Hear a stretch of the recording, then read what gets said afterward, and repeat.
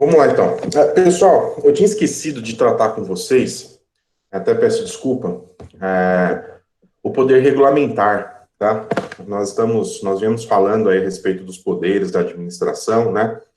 Falei com vocês do poder hierárquico, o poder organizacional, né, o poder disciplinar, o poder de polícia, poder discricionário, poder vinculado, e tinha esquecido do poder regulamentar.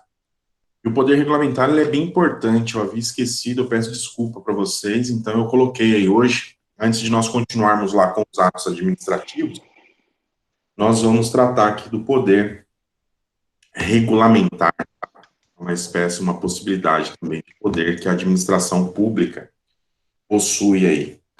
Vamos lá, então, o poder regulamentar é uma prerrogativa ou é uma possibilidade aí conferida à administração pública.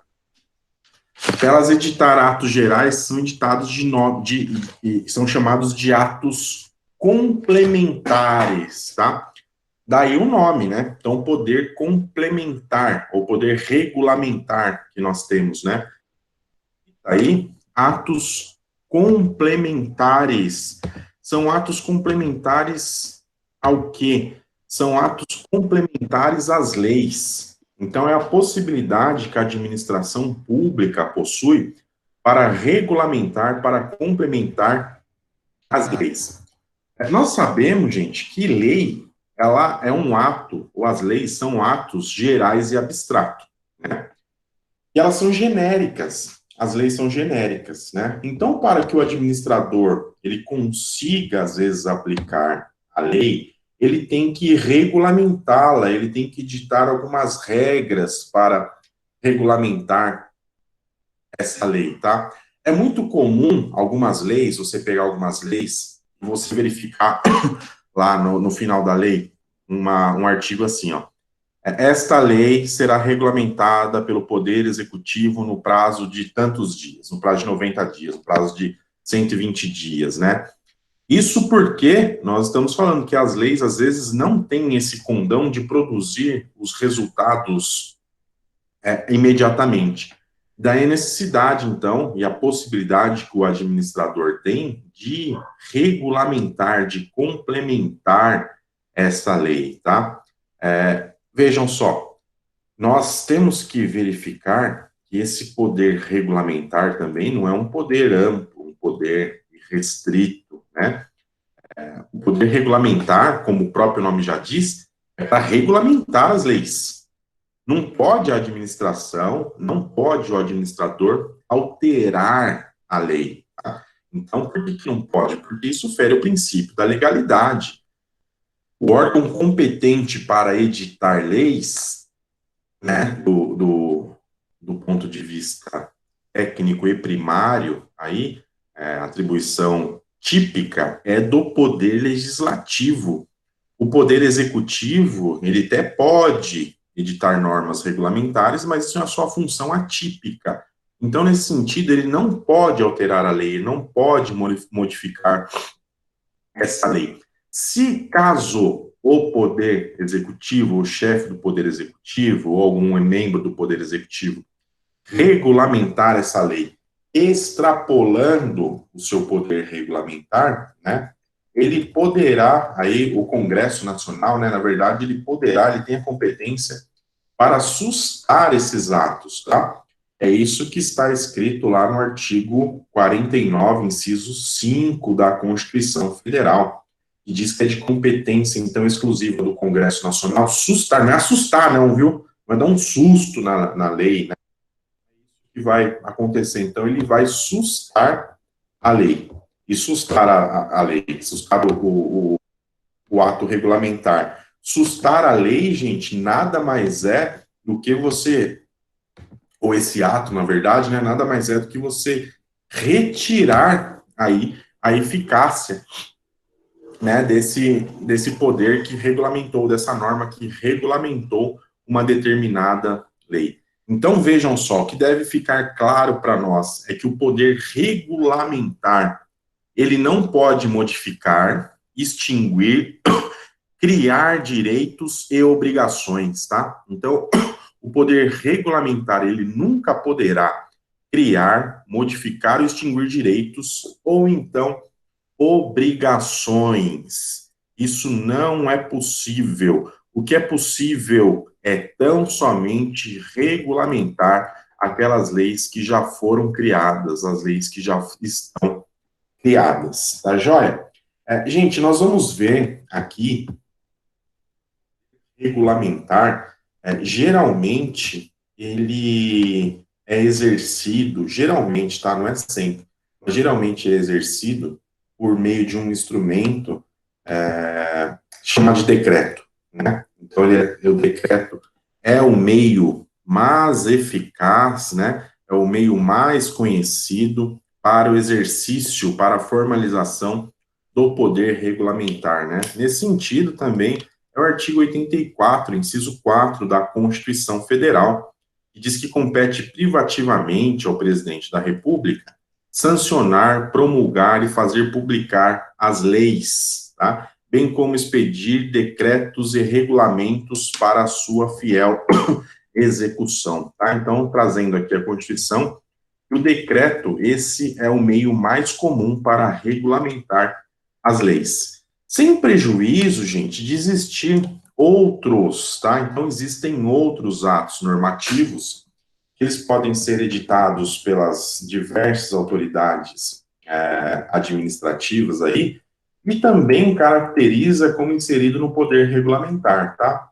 Então, são as instruções normativas, por exemplo, resoluções, portarias, circulares, né? Então, veja, o decreto, geralmente, decreto é um ato do chefe do Poder Executivo.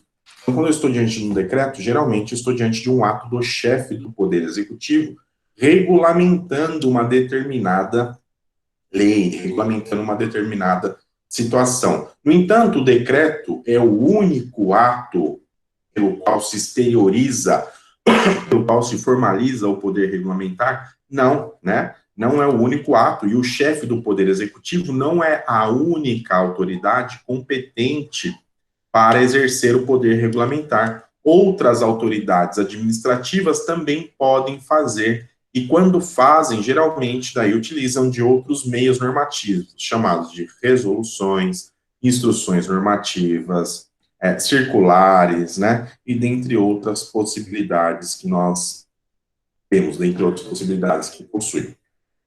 Vejam só, quem estiver acompanhando pelo material aí, tiver com material, depois abrir o material, vão ver que eu trouxe uma lei para vocês aí, a lei número 9.512, de março de 97, do Estado de São Paulo, tá? Isso aí está no material que eu publiquei para vocês. Essa lei, ela vai dispor a respeito da necessidade de fixação aí nos prédios comerciais, edifícios de apartamento, escritórios e outros estabelecimentos congêneres, públicos ou particulares, que tenham elevador, aquelas plaquinhas, sabe aquelas plaquinhas que você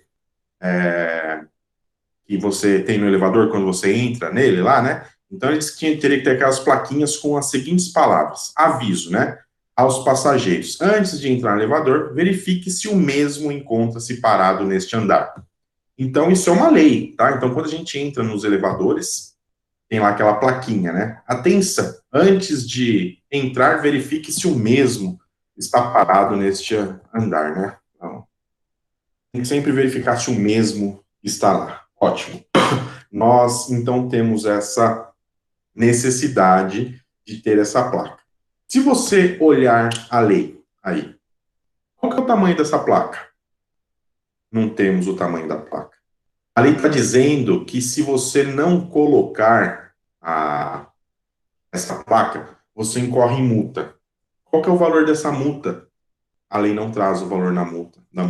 E se o sujeito for reincidente, em caso de reincidente, o que vai acontecer com ele em caso de reincidente? A lei não trata dessa possibilidade. Nessa circunstância, então, gente, nesta situação, olha só, essas questões elas devem ser regulamentadas pelo chefe do Poder Executivo. O chefe do Poder Executivo, nessa questão, então, nessa hipótese, ele tem a possibilidade de expedir um decreto regulamentar. E esse decreto deve constar o quê? Qual que é o tamanho dessa placa que deve ter, qual que é o valor da multa, né? E assim por diante. Trouxe também um ato aí do ministro do Estado da Fazenda, também, ele tem essa possibilidade do poder regulamentar, que fez por meio de portaria, tá?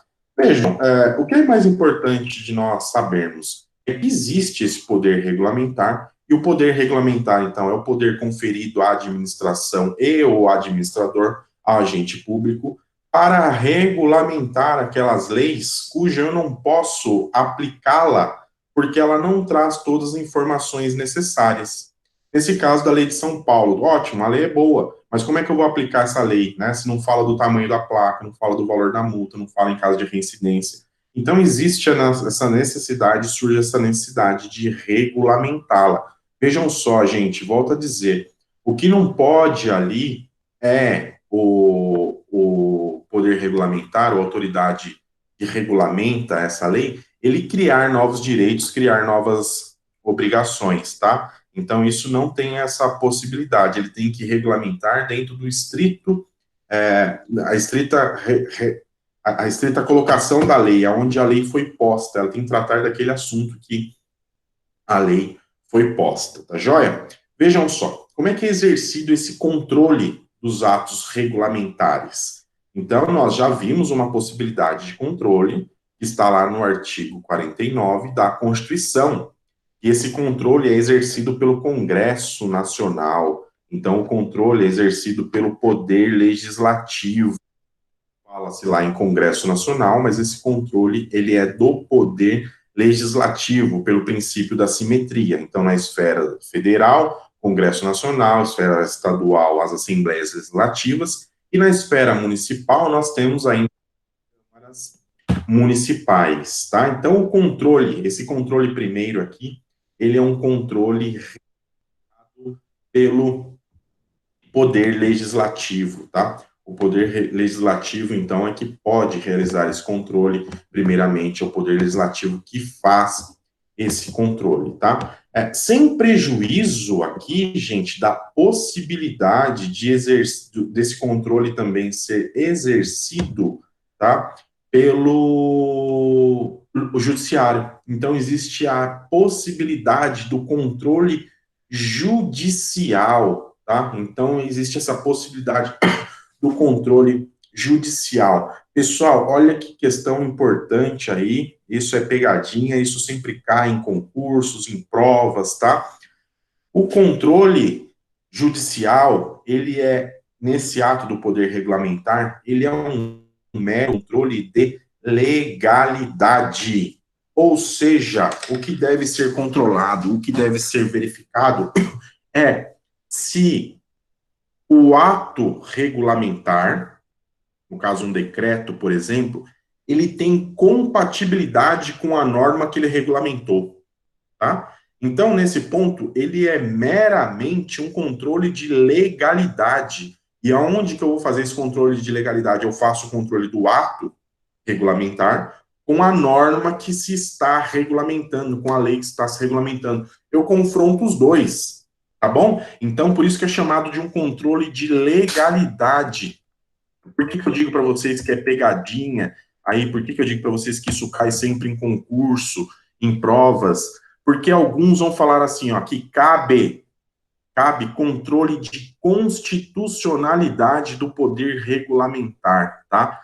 Gente, não cabe controle de constitucionalidade, então não cabe ação direta de inconstitucionalidade frente aos atos que compreendem o poder regulamentar, tá bom? Então, o que cabe, Bruno? O que cabe é o controle de legalidade, tá? E o controle de legalidade nada mais é do que confrontar esse ato regulamentar com a norma que está se regulamentando. E aí faz-se esse controle. Gente, então fica claro para nós temos que deixar bem claro que nessas hipóteses não é cabível o manejo de ação direta de constitucionalidade. Não cabe a DIN contra atos do poder regulamentar.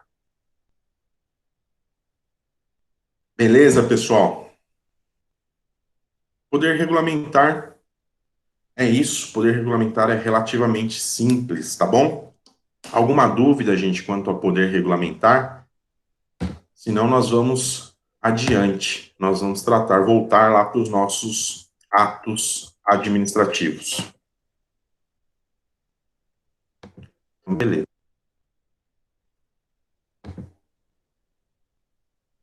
Vamos voltar para os atos, para os nossos atos administrativos. Gente, semana passada, então, nós tratamos dos atos administrativos, né? E nós vimos aí o que é um ato administrativo. Nós vimos quais são os elementos, então, que compõem o ato administrativo, né? Nós vimos a necessidade da existência daqueles elementos, então, do ato administrativo.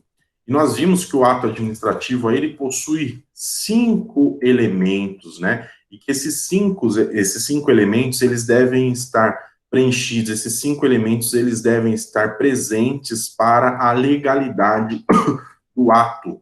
E caso um deles esteja ausente, nós teremos aí a ilegalidade do ato, né? Ou em casos, nós vamos ver aqui mais adiante, nós temos até mesmo a inexistência, o ato, ele é inexistência. Então, nós vimos os elementos, nós vimos que esses elementos é a forma, finalidade, competência, objeto e motivo.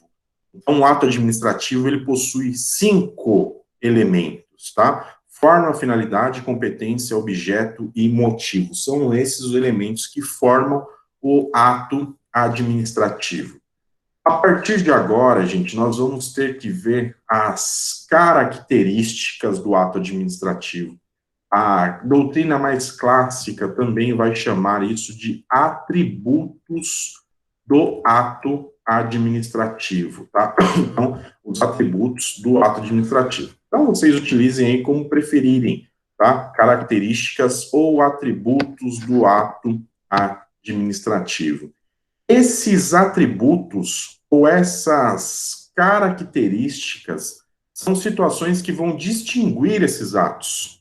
São situações que vão dar aqui um plus nesses atos, vão dar algo de especial a esses atos, tá? Para quê? Para que esses atos eles possam, na verdade, para que esses atos eles devem ser cumpridos. A administração, quando ela edita um ato administrativo, na grande maioria das vezes, ela não edita um ato administrativo para as pessoas brincarem, não cumprirem, tá? A administração pública, então, ela edita um determinado ato administrativo para que as pessoas cumpram esses atos administrativos, para que ela possa fazer valer a sua vontade, né? Nós já estamos tratando aqui há algum tempo, na verdade, desde a primeira aula, que é um dos pressupostos clássicos aí do direito administrativo, a supremacia do interesse público sobre o particular, né? Então, os atos administrativos, eles devem obrigar as pessoas a se curvarem perante ele. Os atos administrativos devem obrigar as pessoas a cumprir a sua vontade, porque entende-se que a vontade da administração é aquilo que é melhor para o interesse público, que é melhor para a coletividade. Se esses atos administrativos eles tivessem um pé de igualdade com todos os outros atos, por exemplo, ou se eu, cidadão normal, comum, pudesse virar para o ato administrativo e falar para ele, foda-se, eu não vou te cumprir, não vou respeitá-lo, né? Não teria qualquer tipo de sentido esse ato administrativo. Daí, então, surgem esses atributos, surgem essas características do ato administrativo, tá? Que o faz, então, ou que dá a possibilidade das pessoas o cumprirem, tá? Nós já vimos isso, mais ou menos, quando tratamos do poder de polícia. Mas esse primeiro atributo, gente, é chamado de atributo da imperatividade ou da coercibilidade, tá? Isso quer dizer que os atos administrativos aqui, eles obrigam todos que estão no seu círculo de incidência, tá? Então, ele vai obrigar todos que estão no seu círculo de incidência. Ele é imperativo. Então, ele é imperativo. Vejam só, por ele ser imperativo, não dá para ninguém falar que não vai cumpri-lo. Não dá para eu falar, não, esse ato ele não me alcança, ele não está tratando a respeito da minha pessoa, tá? Então ele é imperativo, ou então ele é coercitivo, ele obriga, então, todos que estão na sua, ou no campo da sua incidência, tá? Ele tem esse condão de obrigar a todos que estão no seu campo, no campo de incidência. É claro, gente, que existem alguns atos administrativos que essa característica, esse atributo está ausente, tá? Então, alguns estão ausentes. E atos que estão ausentes são chamados de atos de consentimentos, tá? São atos de consentimentos, que são permissões, autorizações, né? Nesse caso, ao lado do interesse público que existe no ato administrativo, também existe o interesse privado, existe o interesse particular. Vejam só, quando que acontece isso? Quando a administração, por exemplo, ela dá uma autorização, ela dá uma licença para alguém construir, para alguém edificar, tá? O que a administração está falando? Olha, meu amigo, você veio até mim, bateu na minha porta e pediu uma licença para construir. Está aqui a sua licença para construir. Vejam, este ato não está dizendo que a pessoa deve construir. Ela pediu autorização para construir, ela constrói se ela quiser. Então, esses tipos de atos são chamados de permissões, autorizações, ele não possui esse atributo aqui da coercibilidade, tá? Ele não possui o atributo da coercibilidade. Vejam só, indo adiante aí, um outro atributo do ato administrativo é a presunção de legitimidade. Então, ela possui presunção de legitimidade. O que é essa presunção de legitimidade? É eu presumir, ou eu pensar, pelo menos, que um ato administrativo que foi editado, ele foi editado conforme os ditames legais. Ele foi editado conforme os mandamentos legais, tá? Então, nós presumimos que um ato administrativo, ele é um ato legal, até que se prove o contrário, né? Essa presunção, então, não é uma presunção absoluta, né? Não é uma presunção que alguns, quem gosta de latim, né, vai falar iuris tantum. É uma presunção chamada iuris et de iuris. É uma presunção de direito. Né? Então, essa presunção é válida até que se prove o contrário. Ora, quantos atos administrativos eu já vi serem declarados ilegais? No entanto, enquanto não foram declarados ilegais, presumia-se que aquele ato administrativo ele era legal, que ele tinha sido editado conforme a lei, que ele tinha sido editado conforme a legislação vigente, e ele produziu os seus efeitos normalmente, tá? Então, nós temos aí, em primeiro lugar, a coercibilidade como atributo, posteriormente, nós temos a presunção de legalidade, e temos também a autoexecutoriedade, tá? Os atos administrativos, então, eles são autoexecutáveis. Isso nós já vimos também no poder de polícia, quando eu falei do poder de polícia para vocês, tá? Isso significa dizer, então, que o ato administrativo, tão logo ele seja praticado, tá? Imediatamente ele pode ser executado, tá bom? Então, o seu objeto pode ser imediatamente alcançado. Se eu olhar para o direito privado, por exemplo, são raros os casos, são raras hipóteses que é possível o particular executar as suas próprias decisões. Não existe. Existem algumas situações, mas quando isso acontece, existe até a possibilidade de crime, né? Nós temos lá no Código Penal exercício arbitrário das próprias razões, se não me engano, artigo 345 do Código Penal. Por quê? Porque os atos do particular, em regra, eles não são autoexecutáveis, mas os atos da administração pública possuem esse atributo da autoexecutoriedade, né? E então, a administração pública, ela tem por necessidade salvaguardar o seu interesse. E que isso seja rápido, que isso seja eficaz, que o interesse público seja alcançado o mais rápido possível, tá? Então, gente, os atos da administração pública, a administração pública não precisa, por exemplo, de uma autorização para atingir a finalidade que é buscada nos seus atos administrativos. Ela não precisa de uma autorização de um outro órgão, ela não precisa de uma autorização do poder do judiciário, né? Frequentemente, esse atributo do ato, desse ato administrativo, autoexecutoriedade, ela é utilizada lá no poder de polícia, tá? Vejam, eu coloco como exemplo para a gente a demolição de uma obra que apresenta risco de desabamento. Então, nós temos uma obra que apresenta risco de desabamento. A administração pública vai lá, interdita essa obra e diz que vai demolir esse prédio. Ela não precisa de uma autorização do judiciário, tá? Para que ela possa demolir essa obra.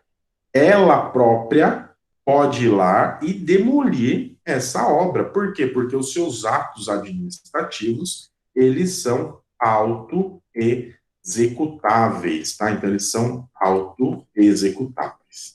Então, essa é a regra, gente. A autoexecutoriedade é a regra. E a não autoexecutoriedade nos atos administrativos trata-se da exceção. Nós vamos ver aqui que existem algumas hipóteses, que existem alguns atos administrativos que não possuem aqui o atributo da autoexecutoriedade. Neste caso, a administração pública ela deve recorrer ao Poder Judiciário para que o seu ato seja executado. Então, imaginem, gente, aí, por exemplo, que a administração pública, aí, ela aplique uma multa a alguém porque essa pessoa afrontou as regras ambientais, tá? Ela é notificada sobre aquele crime ambiental que ela cometeu. Veja, o crime vai ser resolvido lá. Não vou nem falar que crime, tá? Vou falar de infração. Vamos falar de uma infração aqui, para a gente não confundir lá com o direito criminal, com o direito penal. Então, ela cometeu uma infração ambiental. Foi lá, foi constatado que ela desmatou no lugar que não deveria ser desmatado. É aplicada uma multa nesse sujeito. Vejam só, se esse sujeito não pagar essa multa, a administração pública não pode ir lá e retirar seus bens, não pode ir lá e obrigar a fazer esse sujeito a pagar essa multa. Professor, oi? Cabe a transação penal aí nesse caso? Cabe. Aqui não é. Tem que ver lá se estão presentes os critérios da Lei 9.099, né? Mas aqui a gente está falando estritamente do ponto de vista da infração penal, que aqui na infração penal, na infração administrativa, né? Então, a gente tem que se distinguir aqui, uma esfera penal e outra esfera administrativa. Mas a grande maioria dos crimes de crime ambiental lá cabe a transação penal. Beleza?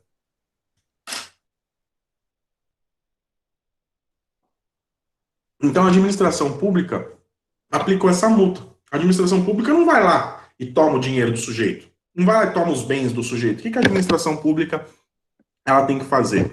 Ela pega essa multa e escreve sujeito numa dívida, chamada de dívida ativa. E com base nisso, ela entra com uma ação de execução, tá? Então, ela entra com uma ação de execução. Então, vejam só, não são todos os atos administrativos que possuem aí esse atributo da autoexecutoriedade. O caso de multa é uma delas, a mesma coisa, você está transitando na rodovia a 140 por hora, acima do limite, então, de velocidade permitida. O policial te para lá, ele constatou com o radar dele, e daí ele te para lá que você estava acima da velocidade. O que ele faz? Ele vai te aplicar uma multa ali, ele vai te impor uma sanção, né? Então, sei lá, R$250 você teria que pagar. Você não tira do bolso e paga para o guarda, né? Você não vai fazer isso. Ele não pode obrigar você a pagá-lo. O que vai acontecer? Isso vai chegar na sua casa para você pagar. Você paga ou não. não pagando, surge para a administração pública, surge para o Estado, a possibilidade da execução dessa multa. Tá bom, gente? Vejam só. Então, os atos administrativos aí, eles possuem essas três características, esses três atributos, tá? A imperatividade, a presunção de legitimidade e a autoexecutoriedade. Esses são os atributos do ato administrativo que nós temos. Alguma dúvida quanto a atributos do ato administrativo?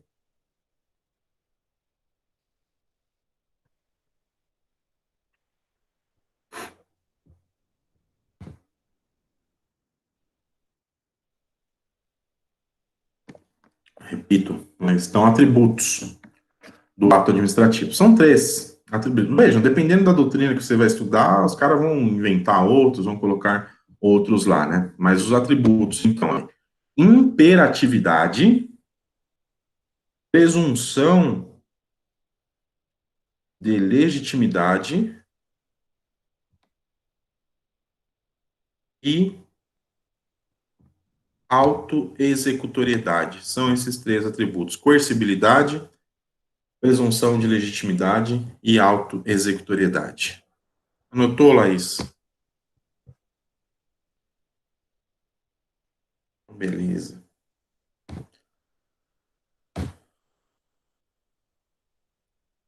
Vamos adiante, então. Vimos os atributos aí. Pessoal, nós vamos falar agora a respeito do mérito administrativo. Tá? E o mérito administrativo, ele está ligado lá com os atos que são chamados de atos discricionários. Nós vimos lá na aula passada que nós temos ali dois tipos de atos. Nós temos os atos vinculados, né? E os atos vinculados são aqueles que a sua edição e os seus elementos de formação, eles estão todos vinculados pela lei. Então, a lei traz qual é a sua forma, a lei traz qual é a sua finalidade, a lei traz quem é competente para o exercício desse ato, a lei traz qual é o objeto desse ato e a lei traz qual é o motivo desse ato, tá? Ao lado deles, nós vimos que existem os atos discricionários. E os atos discricionários são aqueles que existe uma possibilidade de análise de conveniência e oportunidade. No entanto, gente, não são em todos os elementos que é possível essa análise da conveniência e da oportunidade. Já vou chegar lá e vou falar para vocês aonde que é possível analisar a conveniência e a oportunidade. Mas quando eu falo, então, em mérito administrativo, tá? É quando eu estou dizendo que cabe ao administrador público, cabe ao agente público fazer uma análise, uma avaliação da sua conduta. Então, ele tem discricionariedade de escolha.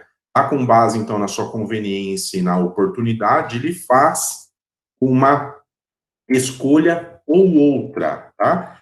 No entanto, gente, o mérito administrativo, aí, ele só pode ser exercido em dois elementos do ato, tá? Em dois elementos. Que elementos são esses?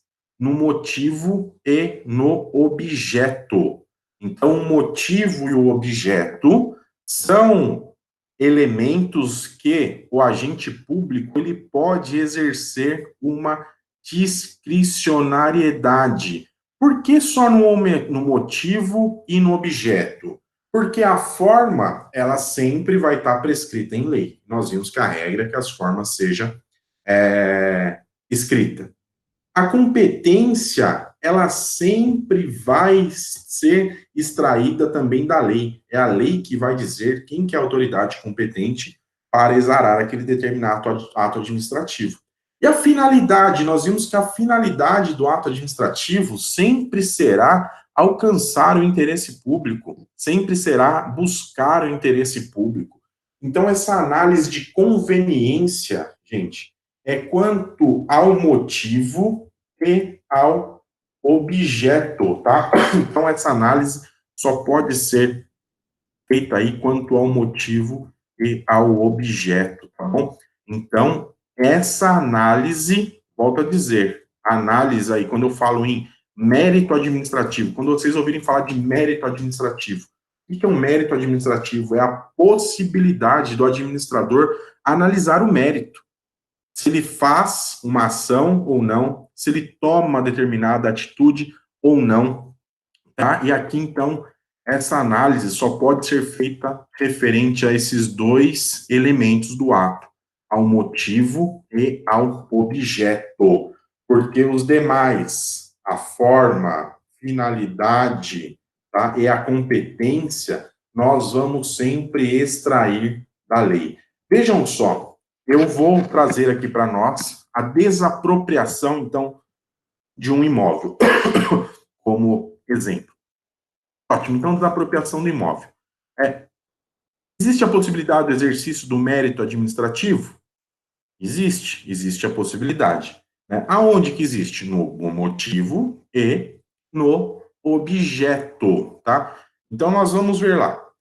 Qual que é o motivo que um chefe do Poder Executivo pretende desapropriar um imóvel? Daí ele vai falar, olha, o motivo de eu desapropriar um imóvel é que eu necessito para a construção de uma escola, de um posto de saúde, né? Nós vimos lá que os motivos são as razões. Ele pode ter as mais diversas razões, né? Construir uma escola, construir um posto de saúde, construir qualquer outra coisa aí que ele entenda que seja necessário naquele espaço, tá? E o objeto? O objeto nós vimos que também alguns autores chamam lá de conteúdo, né? Então, o conteúdo, qual que é esse conteúdo? Aí, o conteúdo, qual que é o objeto? É a necessidade, então, da construção de um determinado prédio público para atender determinadas finalidades. Então, ele tem essa margem de escolha, tá? Quanto ao motivo e o objeto. Isso vai dar uma margem de escolha para ele, aonde que ele vai desapropriar, qual é o imóvel que vai ser desapropriado, tá bom? E os outros elementos? Os outros elementos não têm possibilidade de ser exercido esse mérito administrativo. Por quê? Porque a forma, nós temos uma forma, inclusive estabelecida em lei. Essa desapropriação, ela tem que ser feita por meio de um decreto desapropriatório. Claro que nós estamos tratando de uma situação que seja amigável, né? Qual que é a finalidade, gente? Qual que é a finalidade disso? A finalidade é que se atinja o interesse público, que se consiga construir uma escola e que atinja o interesse da população, né? E a competência para fazer isso é do chefe do Poder Executivo. Então, todas essas questões já estão inseridas em lei, tá? Em todas essas questões estão inseridas na lei. O mérito administrativo, né? Então, mérito administrativo é quanto ao motivo e o objeto. Beleza, gente? Olha só. Então, nós temos essa possibilidade aí da realização do mérito administrativo. Então, não tenha dúvida, toda vez que vocês ouvirem falar mérito administrativo, é uma possibilidade de escolha que o administrador possui para realizar um determinado ato. E essa escolha ele pode fazer em apenas dois elementos do ato administrativo, que é no motivo e no seu objeto, tá? Então, aí nós temos o mérito administrativo. Por outro lado, nós já vimos, já passamos a respeito disso aí, nós temos os atos que são os vinculados, né? Os atos vinculados não existe, não possibilita ao administrador qualquer tipo de margem de escolha, tá? Não existe, então, qualquer tipo de margem da escolha. Nós falamos também, gente, antes disso, né? Deixa eu ver se não tem ninguém ouvindo aqui dar aula em casa, ruim por causa dessas coisas, né? Embora essa pandemia desgraçada aí acabou com meus exemplos, né? Ou com o meu exemplo. Eu costumava dizer, por exemplo, dando essa aula, Imagine que você está lá assistindo aula de direito administrativo, quarta-feira. Olha, eu dava aula de direito administrativo às sextas-feiras, né? Então vocês acham que é ruim? Podia ser muito pior na sexta-feira. Então você está lá assistindo aula de direito administrativo. Deu hora do intervalo, tá? 9 e pouco. Que você podia fazer? Você podia ir embora ou podia ficar lá na aula, tá? Não, certo. Então vamos dizer que você escolheu ficar lá na aula, você ficou lá até as 10 e pouco. Terminada a aula, nós temos na sala pessoas que são casadas, temos pessoas que são solteiras, né? O que vai acontecer? Os solteiros, o que eles fazem? Eles podem ir embora para casa, eles podem ir para o bar, eles podem ir para balada, eles podem beber até amanhecer, eles podem ficar na rua, eles podem fazer a farra, podem ir para a putaria, podem ir para onde quiser. Em outras palavras, ele tem a possibilidade de escolha. A ele é conferido aí analisar o mérito administrativo. Ele fala, bom, hoje o que eu faço? Eu vou para a farra. Hoje não, hoje eu vou para assistir Netflix em casa, hoje eu vou dormir. Mas pode fazer o que quiser, né? E agora os casados? Veja, os casados, eles estão ali dentro do ato vinculado. Eles têm um ato vinculado. Acabou a aula, no caso do professor, o que ele tem que fazer? Ir embora para casa, né? Então, os casados, eles sempre são vinculados. Vinculados o quê? À lei. Quem é casado, eu não preciso contar para vocês quem que é a lei, né? Então, só para ficar isso claro para a gente, nós vamos verificar aí, então, que discricionário, daí só lembrar, né, o sujeito que é solteiro, que é discricionário, ele tem a possibilidade de escolha. Ele faz o que quer, ele vai para farra, né? E quem é casado? Não, eu sou casado, é ato discricionário, tá? Então, eu tenho que seguir as regras, eu tenho que seguir a lei, tá? Ótimo. Sabendo disso, então, gente, guardem esse exemplo, que esse exemplo vai ser bom, esse exemplo ajuda vocês nas provas. Esses atos, eles são passíveis de controle, né? E nós temos a possibilidade de um controle, ainda pensando em ato discricionário, no mérito administrativo, de um controle interno desses atos. Bom, se o ato administrativo discricionário é aquele que permite ao agente público, ao administrador, exercer uma análise de conveniência e oportunidade, em certo momento, ele pode voltar atrás, né? Porque aquilo que era conveniente e oportuno em um determinado momento, ele pode deixar de ser conveniente e oportuno em outro momento, tá? Então, imaginem que o administrador público aí, ele dê uma permissão, por exemplo, uma permissão para a instalação de uma banca de jornal. Veja, essas bancas de jornais que nós vemos na rua aí, Extrema acho que tem uma só, né? Não sei na cidade de vocês, mas Extrema nós temos uma. Então, essas bancas de jornais que nós temos aí é uma permissão da administração pública. Essa permissão, nós chamamos que ela é uma permissão precária, tá? Então, você foi lá, fez um pedido para instalar uma banca de jornal. A administração pública, ela permitiu que você fizesse isso, que você utilizasse aquele espaço público para ter a sua banca de jornal. Por que ela fez isso? Porque naquele momento o administrador entendeu que ele era oportuno e conveniente. Pode ser que daqui 6 meses, um ano, por exemplo, aquilo que era oportuno e conveniente para o administrador público tenha deixado de ser. Imaginem que o administrador público fala, não está legal essa banca nesse lugar porque está atrapalhando os pedestres, por exemplo, tá? Então, aquilo deixou de ser conveniente e oportuno. O administrador público, ele vai lá, então, faz o quê? Revoga aquela permissão, tá? Ao revogar, então, a permissão, ele tira essa permissão. Existe aí o que nós chamamos de um controle desse ato administrativo, um controle interno do ato administrativo.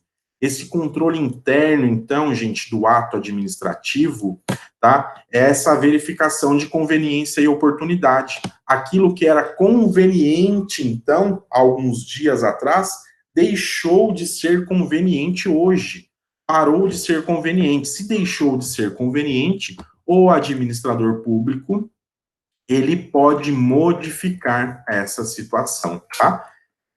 O controle externo também é possível, no caso aqui de um controle do judiciário? Sim, o judiciário também pode exercer um controle do ato administrativo. No entanto, pessoal, o judiciário não pode entrar no mérito, porque mérito é conveniência e oportunidade. Quem pode verificar conveniência e oportunidade é a administração pública. Imaginem que se fosse permitido ao judiciário entrar no mérito, se fosse permitido ao judiciário tratar do mérito, o judiciário estaria fazendo as vezes do administrador público. E o judiciário não é vocacionado para isso. O judiciário não existe para isso, né? Isso é muito comum em atos de demissão, por exemplo. Então, quando a administração pública demite um servidor, olha só, para a administração pública demitir um servidor, acontece um processo administrativo, tá? Beleza. O servidor é demitido. Geralmente, o que acontece? Esse servidor público, ele quer voltar para o cargo dele, porque ele entende que foi demitido de uma forma injusta. O que ele faz? Ele ingressa com um mandado de segurança, ou então uma ação para ser reintegrado aos quadros do serviço público, tá? Geralmente, o que ele vai alegar? Ele vai alegar que foi desproporcional a pena, que ele nunca praticou nenhuma falta, então não poderia ter sido tirado do serviço público, não poderia ser demitido. Vejam, gente, se o judiciário entrar nesse mérito e verificar que a pena foi desproporcional, por exemplo, o judiciário está entrando naquilo que é chamado de mérito administrativo, isso não pode. E as decisões dos tribunais estão sendo nesse sentido sempre, tá? Então, direto eu pego a jurisprudência que diz que não é possível o judiciário entrar nessa questão. Agora, o que o sujeito pode alegar? O que ele pode falar? Ó, tem vício nesse processo administrativo que me demitiu, a pessoa que fez isso não era pessoa competente, a forma não foi uma forma adequada, tá? Então, tudo isso pode ser discutido. No entanto, o que ele não vai poder ser discutido aí? Não pode ser discutido o motivo e não pode ser discutido o objeto, porque isso está dentro do mérito administrativo, e o mérito administrativo possui a competência de ser exercido pelo administrador público. Então, na grande maioria das vezes, essa pessoa vai perder esse mandado de segurança. Coloquei aí para vocês também uma jurisprudência nesse sentido, tá bom? Beleza, pessoal? Até aqui, alguma dúvida?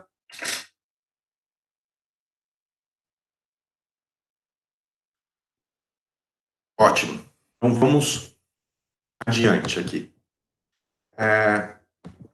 Pessoal, quando vocês estudaram direito civil, eu acho que vocês devem ter visto aí uma tabelinha ou uma regrinha aí, não sei se o professor falou isso para vocês, aí se falou, se ele contou de quem é, na verdade, um plano chamado de plano de validade, eficácia e existência dos atos. Isso é uma ideia do professor Pontes de Miranda, tá? Que já morreu faz muito tempo, graças a Deus, não enche mais o saco de ninguém. A obra dele é imensa, tem uns 200 livros esse cara. Então, ele tinha essa ideia dos atos, tá? Mas eram os atos, na verdade, os atos lá civil, né? Então, tinha os atos lá no plano civil. E ele falava desses 3 planos, então, de existência, de validade e de eficácia dos atos, tá? Essa questão aí também são trazidas, ou foram trazidas aqui para o direito administrativo, tá? Então, ele fazia esse panorama, ele trazia essa questão dentro lá do direito civil, dos atos jurídicos. Nós trazemos isso também para os nossos atos administrativos. Esses atos aqui, administrativos, eles estão sujeitos a 3 planos lógicos distintos, tá? 3 planos lógicos distintos. Quais são esses planos lógicos? É o plano da existência, é o plano da validade e o plano da eficácia, tá?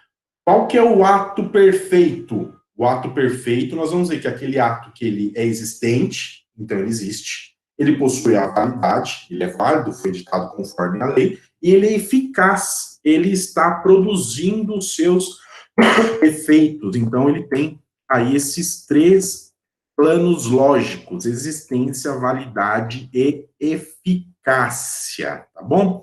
Vejam, vamos passar por cada um deles, cada um desses planos lógicos: existência, validade e eficácia. Eu vou passar por cada um deles e falar para vocês o que é necessário que cada um deles possua para que esteja preenchido esse plano lógico. O primeiro, então, é da existência, gente, da existência. E eu pergunto para vocês, pensem aí vocês, tá? O que é necessário para que um ato exista, ou então chamado aqui de plano de existência ou de perfeição? O que é necessário para que um ato exista? Bom, para que um ato exista, é necessário que seja formado aqui todo o seu ciclo de formação, que seja cumprido todo o seu ciclo de formação. Vejam só, se nós pensarmos uma pessoa, por exemplo, o que é necessário para que uma pessoa exista? Bom, para que uma pessoa exista, essa pessoa tem que ser fecundada, né? Essa pessoa tem que ficar lá dentro do útero da mãe, ela tem que receber o alimento da mãe, vai sendo formados os seus membros, até chegar lá no fim que essa pessoa nasce e nasce com vida. Quando essa pessoa nasce, esse bebê nasce e nasce com vida, nós falamos que ela, então, existe. Os atos administrativos são a mesma coisa, tá? E quando que o ato administrativo, ele tem o seu ciclo de formação completo, tá? Quando ele tem esse ciclo de formação completo, quando o seu ciclo de formação, então, é encerrado e são esgotadas todas as fases necessárias à produção desse ato. Vejam só. Então, o que é necessário aqui para a existência do ato, gente? É que o seu ciclo esteja formado, então, o seu ciclo esteja fechado. Nesse ponto, então, nós chegamos à conclusão que devem estar presentes todos os elementos do ato administrativo para que o seu ciclo esteja formado. Lembram lá do ff.com, né? Então, tem que estar todos aqueles elementos presentes. Eu tenho que ter a forma, eu tenho que ter a finalidade, eu tenho que ter a competência, eu tenho que ter o objeto e tenho que ter um motivo. Todos esses presentes, tá? Nisso, então, nós fechamos o círculo de formação desse ato. Se todos esses requisitos da sua formação, todos esses elementos da sua formação, se eles estiverem fechados, se eles estiverem realizados, nós temos um ato aí, e chamado, então, de existente. Veja, o ato existe. O ato, ele passou a existir. O ato saiu do mundo das ideias e esse ato passou para o mundo real, para o mundo físico. Isso é o suficiente para o ato administrativo? Não, porque ele somente ainda existe, tá? Ele existe. Ele ainda tem que ser válido, tá? Então, nós vamos ver que esse ato ainda tem que ser válido. Aí nós vamos para o plano da validade. Vejam só, se o plano da existência é que esse ciclo se feche, é que ele se complete com todos os elementos lá da forma, finalidade, competência, objeto e motivo, quando eu venho para a validade, tá? Ele já existe. Então agora eu venho para a validade. Eu vou verificar se esse ciclo foi realizado, se esse ciclo foi fechado em conformidade ou dentro dos requisitos estabelecidos pelo ordenamento jurídico, tá bom? Então nós temos que ver lá, ele foi criado porque ele existe, ele tem a forma, tem a finalidade, tem a competência, tem o objeto, tem o motivo. Aí eu vejo se ele é válido, eu vejo se a forma foi adequada, se a finalidade é adequada, se a competência foi adequada, está satisfeita, se o objeto está adequado, se o motivo está adequado. Ótimo.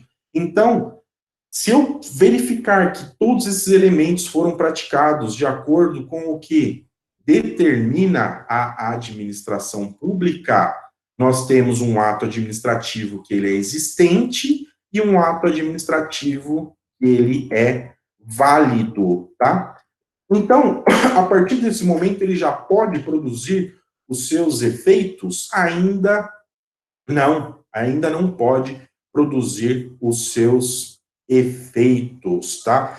Quando, então, que vai acontecer? Quando que ele vai produzir os seus efeitos? Quando ele vai ser eficaz aqui? Então, a eficácia nada mais é do que a aptidão do ato para produzir os seus efeitos jurídicos. E esse ato somente será eficaz aqui para produzir os seus efeitos quando ele atingir o seu ciclo de formação, então ele é existente, né? E ele não depende de qualquer termo, ratificação ou situação futura. Em outras palavras, ele não depende de qualquer outro acontecimento. Lembram lá do direito civil? A mesma coisa, né? Então, imagine que a pessoa faça um contrato de doação para outra e coloca lá como possibilidade, a pessoa somente receberá aquele imóvel de doação quando o outro vier a morrer, né? Então, nós temos lá uma questão definida, nós temos um termo, nós temos uma condição. A mesma coisa acontece com os atos administrativos, tá? Os atos administrativos. Então, nós temos essas 3 hipóteses, gente, esses 3 planos lógicos da existência. Então, nós sabemos que o ato existe quando foi completado aí esse círculo de formação, quando encerrou o círculo de formação. A validade é quando esse círculo de formação, todos os seus elementos, foram realizados de acordo com o que determina o ordenamento jurídico. E aí, por fim, a eficácia, quando ele está apto a produzir os seus efeitos, não dependendo aí de qualquer termo, ratificação ou situação futura, tá? Vou dar um exemplo para vocês aqui, sobretudo para as meninas, as moças, vocês que ainda não são casadas, ou as que já são, um dia devem ter sonhado com isso. Eu fico, às vezes, vendo, né, não vou falar que é só as meninas, vocês vão falar que eu estou sendo machista, né, mas não é. A mulherada que quer casar, muitas querem casar na praia, por exemplo. Vejam só, né, que negócio bacana. Então, eu quero casar. Vai casar onde? Vou casar na praia. Uma chatice. Chato pra cacete, né? A pessoa sai pra casar na praia e convida a gente ainda. Vai casar lá em Ubatuba. Eu tenho que andar 270 quilômetros para ir no casamento da pessoa. Alugar hotel, alugar casa para ficar lá, para dormir, né? Então, um calor desgraçado, tudo de ruim. Então, meninas, se tem isso em mente, tirem isso da cabeça, pelo amor de Deus, tá? Mas ótimo. Se você quer casar na praia, é seu sonho, então vá lá, case na praia. Mas para casar na praia, a praia é um lugar público. Não é um lugar público? Eu preciso de uma autorização para casar na praia. Eu não posso chegar lá e casando. Se você chegar lá só num cantinho, por exemplo, levar alguém para fazer o seu casamento lá, se assina na hora, tudo bem, você não precisa de autorização. No entanto, quem casa na praia, tem tudo aquilo lá, fecha a praia, né? Imagina, você está casando, daqui a pouco passa o casal lá de biquíni, o cara filmando, o outro tá surfando, então não é bacana, né? Então você sempre vai pedir aí uma autorização, você tem que pedir uma autorização. Imagine, então, que você foi lá na Prefeitura Municipal de Ubatuba pedir autorização para casar na praia. Ótimo. A Prefeitura Municipal de Ubatuba, então, te deu essa autorização para você casar na praia, tá? Então você pega esse papel aí, que é essa autorização nada mais é do que um ato administrativo, tá? Aí você verifica, bom, eu estou aqui com essa autorização, né? Ela tem uma forma, ela foi escrita, né? Ela tem uma finalidade, que a finalidade aqui é autorizar que eu case lá na praia, né? Vai atender, na verdade, ela não prejudica o interesse público nesse caso. Tem a competência, a autoridade era competente que emitiu isso aqui. Tem um motivo, né? Que eu pedi à administração pública, então pode conceder, esse é o motivo. E tem aí, por fim, forma, finalidade, competência. o objeto, né? O objeto, né? Que o objeto é autorizar, então, a autorização que eu case na praia. Ótimo, então eu tenho um ato administrativo. Ele existe? Existe. Beleza. Daí eu vou ver se ele é válido. Eu vou verificar, vou passar por todos os elementos. Então, a forma dele está correta, né? A finalidade dele, não tenho o que falar, tá tudo bem. A competência, a autoridade era competência. O objeto não tem nenhum vício no objeto e o motivo não tem nenhum vício nesse motivo. Então, eu tenho um ato administrativo. Eu tenho um ato administrativo que existe. Eu tenho um ato administrativo que é válido, tá? Ok, então, ótimo. Eu pergunto para vocês, esse ato administrativo, ele é eficaz? Não, então depende que a administração pública, eu fui lá pedir para ele hoje, dia 8/4/2020, e hoje ele me deu esse ato falando que eu posso casar na praia. No entanto, o meu casamento é lá em novembro de 2020, tá? Dia 15 de novembro de 2020, vou casar no feriado, dia 15 de novembro de 2020, somente lá em novembro. Eu pergunto para vocês, esse ato ele é eficaz? Não, ele não é eficaz. Ele tem aptidão para produzir os seus efeitos? Tem aptidão. Mas quando que ele vai produzir os seus efeitos, gente? Ele vai produzir os seus efeitos no dia 15 de novembro de 2020. Então, veja, nós temos um ato que ele existe, um ato que é válido, e um ato que ele ainda não é eficaz, porque ele ainda não vai produzir os seus efeitos.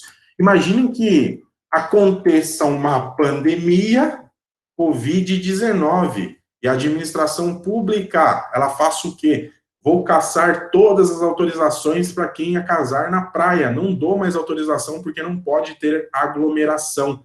Esse ato, então, ele foi eficaz? Não, ele não foi eficaz, porque ele foi revogado, né? Então, eu tenho um ato existente, eu tenho um ato válido, mas esse ato não é eficaz. Tá bom? Então, nós temos esses três planos lógicos. Dessa forma, então, gente, eu coloco aqui para a gente algumas possibilidades que podem acontecer. Eu espero, antes de colocar essas possibilidades, eu espero que eu tenha, com os meus bons argumentos aqui, ter feito você desistir de casar na praia. É chato demais ter que ir em casamento na praia. Tá? Você pode falar, não vou te convidar mesmo, professor, então eu vou casar. Isso, então você faça isso, tá bom assim. Brincadeira, gente, à parte, nós temos aqui, então, o ato administrativo. Nós temos 5 possibilidades, pessoal. Nós temos 5 possibilidades aqui. A primeira delas, eu vou começar pela última que eu coloquei no material aí, é do ato administrativo ser inexistente. Então, ele é inexistente, acabou. Ele só é inexistente, porque não existe. Se ele não existe, ele não pode ser válido e ele não pode ser eficaz. Tá? Ótimo, então ele não existe. A outra possibilidade é que nós temos um ato administrativo que ele é existente, um ato administrativo que ele é válido e um ato administrativo que ele é eficaz. Vejam, isso aqui é o melhor dos mundos. Eu tenho, então, um ato existe, ele foi completado o seu ciclo de formação, ele é válido e ele é eficaz. Então, aqui é o melhor dos mundos que nós temos, né? Então, o primeiro, ele pode ser inexistente, e o segundo, ele pode ser existente, válido e eficaz. Aqui nós temos o melhor dos mundos. Posteriormente, gente, ele pode ser existente, ele existe, ele pode ser inválido e ele pode ser eficaz. Você pode me perguntar, mas como assim, Bruno? Ele existe. Então, completou-se o seu círculo de formação. Mas ele é inválido porque existe algum vício ali no seu círculo. No entanto, esse vício não foi detectado na hora, tá? Não foi verificado na hora ali, então, mas ele é inválido. Aquilo que é inválido não passa a ser válido assim tão simples, tá? Mas ele é eficaz, porque ele já está apto a produzir os seus efeitos naquele momento. Então, essa é uma outra possibilidade que nós temos. Uma outra possibilidade que existe é que esse ato ele seja existente, então ele existe, ele é inválido, né, porque o seu ciclo de formação aí tem algum vício, e ele é ineficaz, ele ainda não está apto a produzir os seus efeitos, tá? E por fim, pessoal, nós temos aí a possibilidade do ato ser existente, ele ser válido e ele ser ineficaz.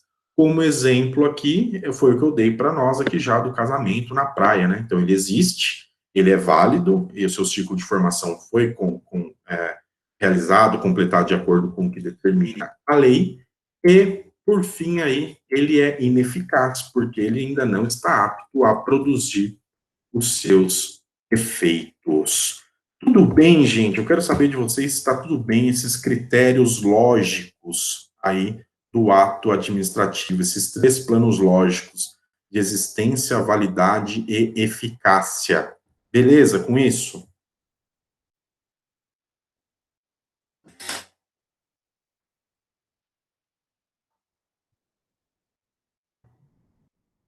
Joia. Desistiram de casa na praia? Ou não consegui?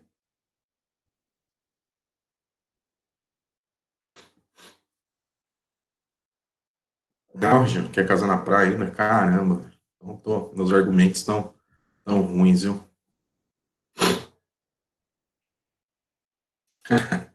Certo. Casou, tá bom. Siga o conselho de Paulo. Paulo que diz: quem está casado, fica casado, quem está solteiro, fica solteiro. Vamos seguir o conselho do Paulo.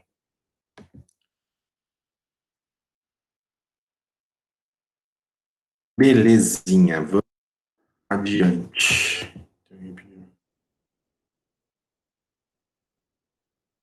Quem o pessoal está falando aqui? Tem que ser o Batuba, né? Pô, Batuba, né? Tem um casamento gourmet, tem que ser o Batuba. Burguesia, classe média, casa o Batuba. Vocês são burgueses, né? Então.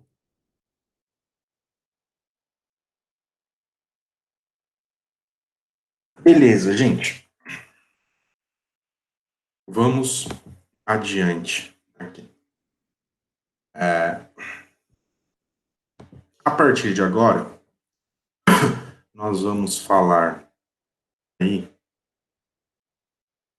a respeito dos atos nulos e dos atos anuláveis, tá? Então, atos nulos e atos anuláveis.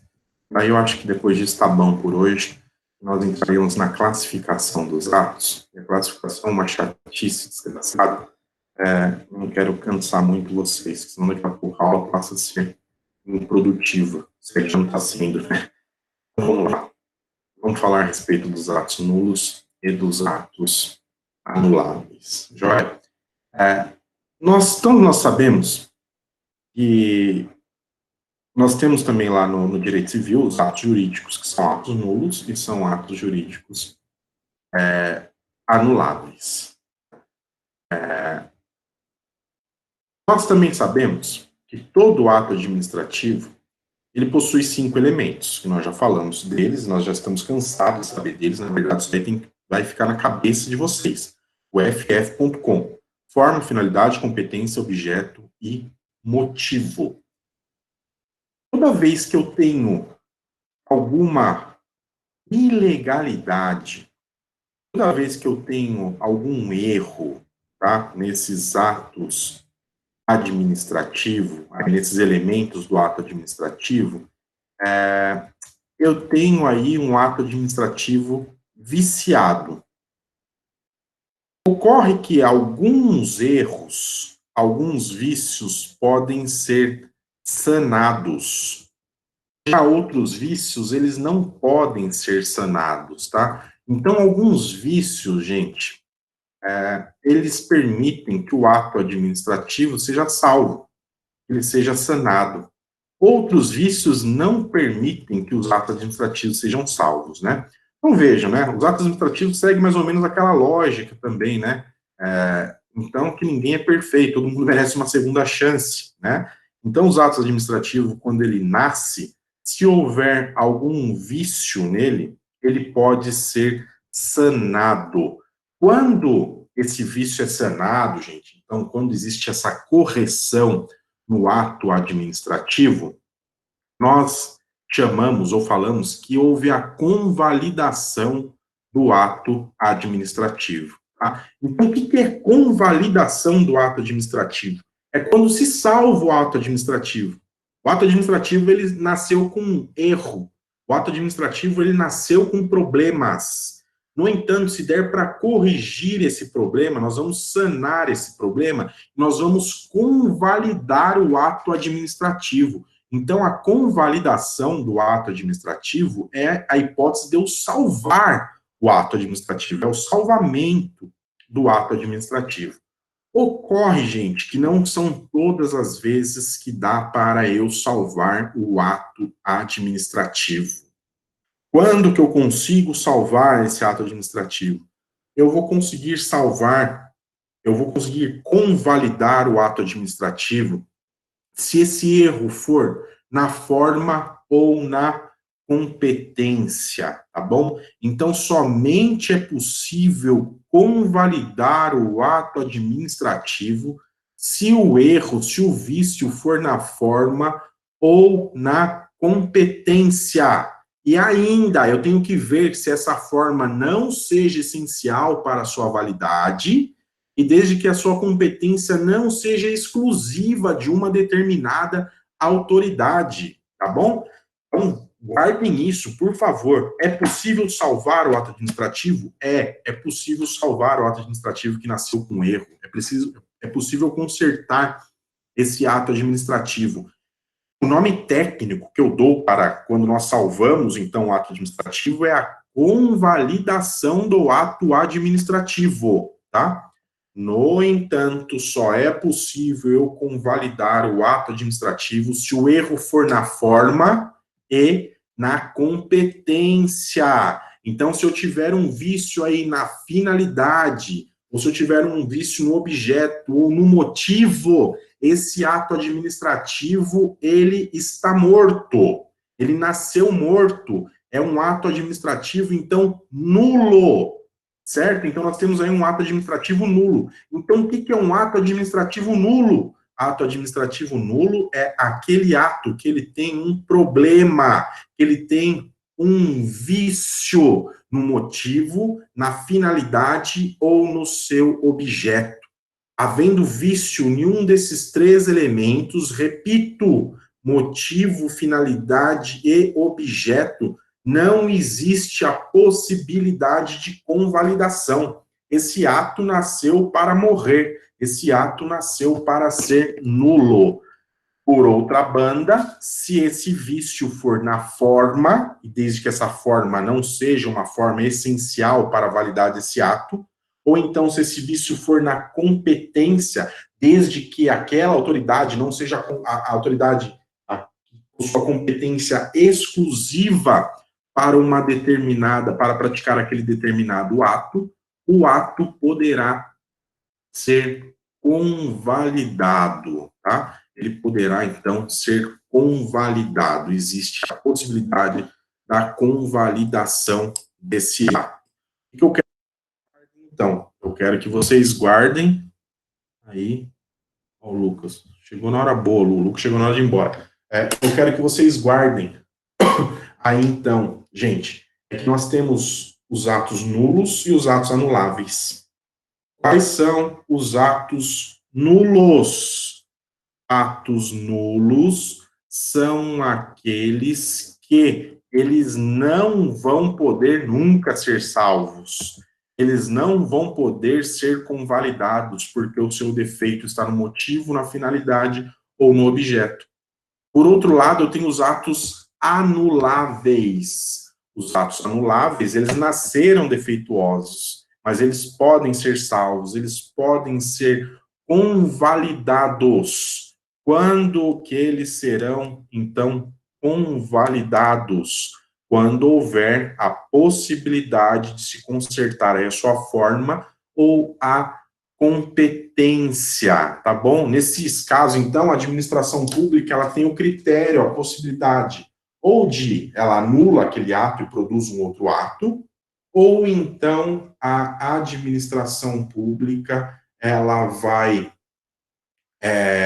consertar esse vício que existe na sua forma e na competência do ato administrativo.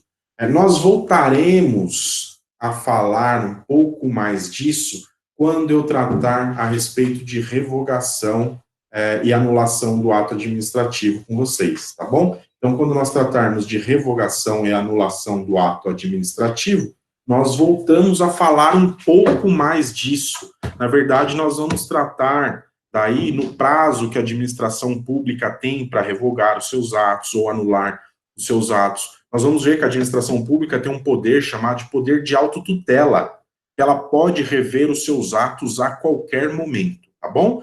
Por hora, para mim, é suficiente que vocês saibam que existem atos nulos e atos anuláveis. Que vocês saibam também que os atos anuláveis são aqueles que possuem um vício na sua forma ou na sua competência, e que os atos nulos são aqueles atos que possuem um vício na sua finalidade, no seu motivo e nos seus objetos. E, por fim, que os anuláveis, eles podem ser consertados, né? Eles podem, então, ser convalidados. E que os atos nulos, então, eles nunca serão convalidados.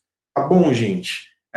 Eu acho que tá bom por hoje. Se a gente for ver, é bastante matéria. Não por mim, se vocês quiserem, eu fico aqui o resto da noite, vocês sabem disso. Eu gosto de dar aula, eu gosto de interagir com vocês, mas nós já vimos bastante coisa hoje. Parece que não, mas é bastante matéria, né? Quando a gente está distante, o pessoal às vezes não faz as perguntas, não pausa a aula, então o professor fala um monte e é muita matéria, né? Eu prefiro ao vivo e a cores, eu prefiro a sala de aula. Beleza, vocês têm alguma dúvida, gente? Tá tranquilo? Eu vou ficar à disposição de vocês, claro que eu encerraria. Deixa eu parar de gravar aqui, tá bom. Ô, professor. Oi. Ah, que ninguém